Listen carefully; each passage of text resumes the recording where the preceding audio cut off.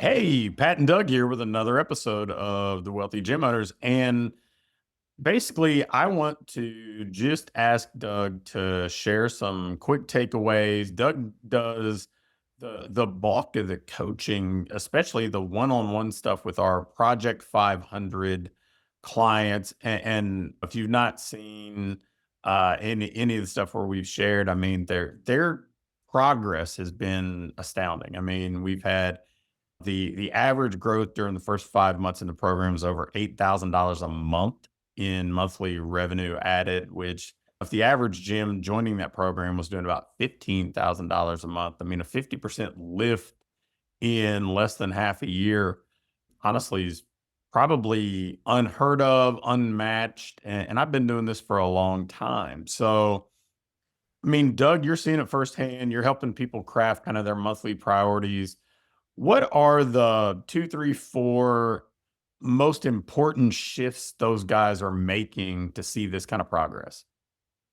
Yeah, just for a little bit more context of who I would say the average Project 500 gym is coming into the program, I would say somewhere around that 15K revenue mark, right? Some a little bit less, some a little bit more, but they're basically still in that solopreneur stage, but they may have some part-time help. They're trying to not do they're doing everything themselves and they're trying not to do everything themselves, right? Rightfully so. So that's kind of where they're starting. And my initial goal and most of their kind of goals are centered around how can I get it to a point where I'm still going to be doing a fair amount of coaching, usually 15 to 20 hours a week of coaching, but I can at least devote, call it the other half of my week to growing the business and having some personal time, having some bandwidth outside of just doing everything in the gym.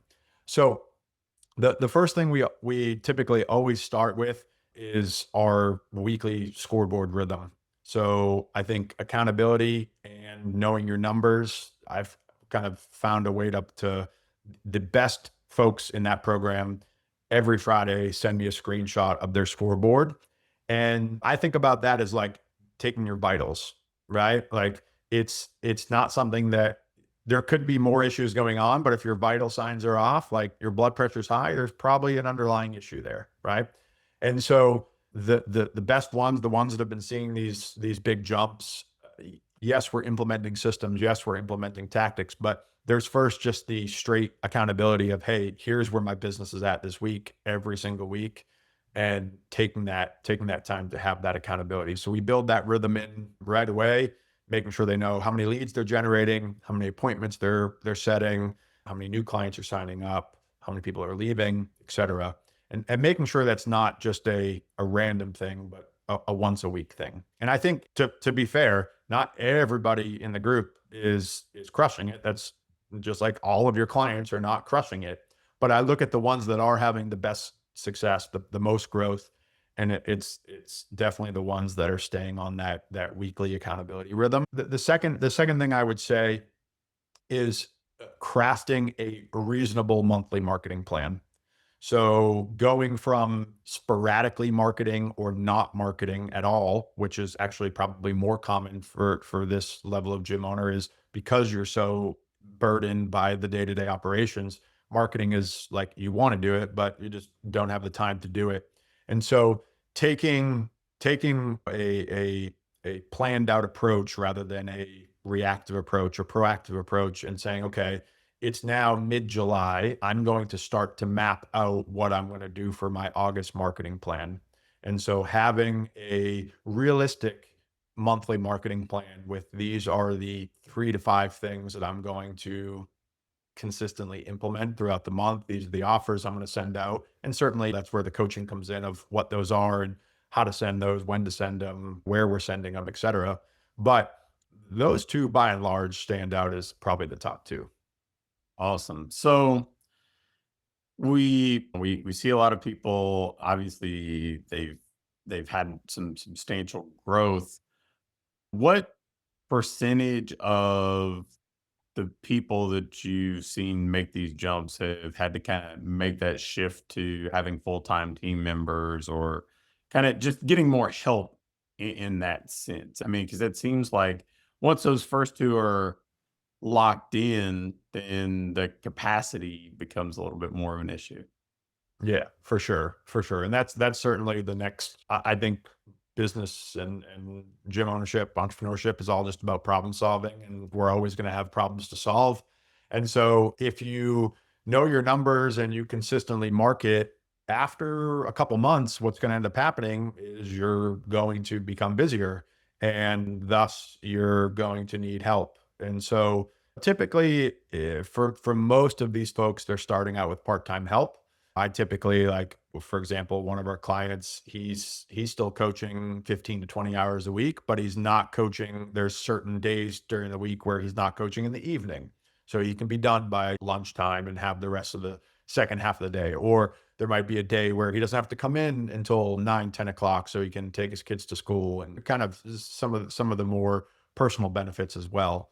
So getting some help there, especially some part-time help on the coaching load, and eventually, potentially for those doing 25, approaching 30, then we start getting into having a payroll that can support full-time roles. But in the meantime, it often means just realizing that you don't have to do everything yourself, and being okay once we know that the revenue is there to be able to find some quality hires, train them up the right way, onboard them the right way. Certainly that's where we come in with help to get them trained up, and make sure that they're delivering the quality sessions that we want, when potentially oftentimes we're not going to be there every hour watching them do it, nor should we feel like we need to be.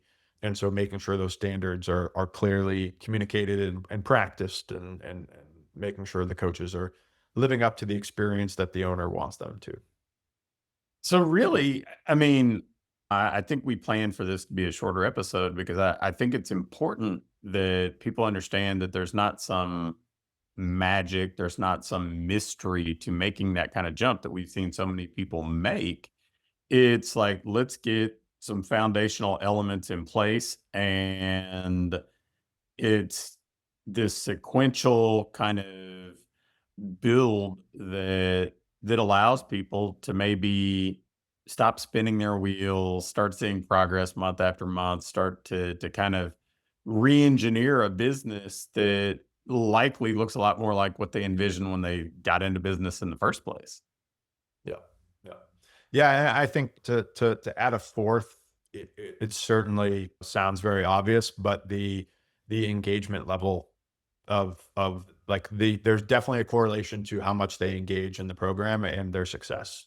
Right. So like I have the list pulled up here as we're going through this of the people in Project 500, and the people that are seeing the leaps and bounds. I see them in some shape, or talk to them in some shape or form every week. Right. Whether that's on our group Zooms, whether that's in an email exchange because they want to bounce an offer off of us, or they want feedback on an email, or they need an idea for how to go post a job ad or whatever.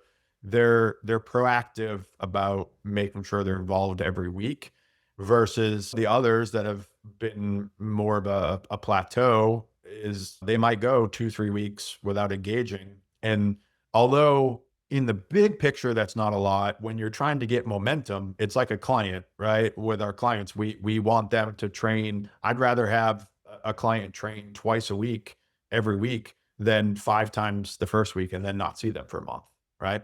So it's the same thing in this. It's a new habit. Growing your business is a lot of habit stacking, right? Habits that you didn't have when you were kind of in that survival mode that we all start in.